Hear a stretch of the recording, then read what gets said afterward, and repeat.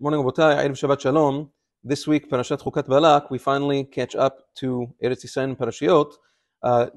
Please don't forget that with regards to the Haftarah, both in Shnai Mikra V'Chat Targum and with the Haftarah that we're going to read tomorrow, we're reading only that of Parashat Balak and not that of Parashat Chukat. Another interesting thing that tomorrow usually happens, the Bet Yosef writes that the minhag of the Sfaradim is that before Asara B'Tevet and Shiva Asar B'Tamuz, the Shabbat before, we have a minhag to announce those fasts. So B'ezrat Hashem, we're going to do so on Shabbat. Shiva Asar B'Tamuz is going to be a week from yesterday, this coming Thursday. Hopefully it shouldn't happen, but if it does, it's going to be this coming Thursday.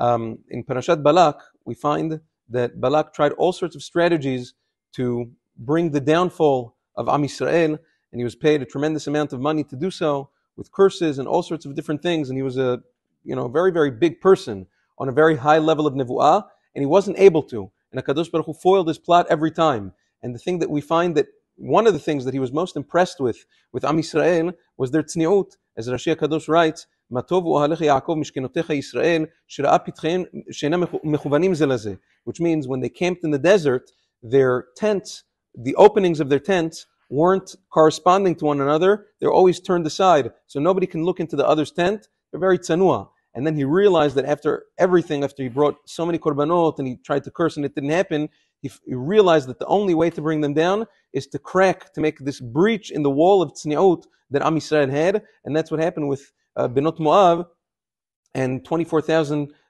Jews died as a result because of that lack of tzniut. So he realized that's the only way to bring Am Yisrael down, and that's what happened historically. Am Yisrael is protected by their tzniut and their kedusha v'tahora. Without that, Am Yisrael crumbles. It's very important, especially in these generations when, as the Chafetz Chaim already said, he passed away in 1933. The last nisayon of the generation before Mashiach is going to be that of tzniut and kedusha. And we see that with there's so many devices and technology and things like that.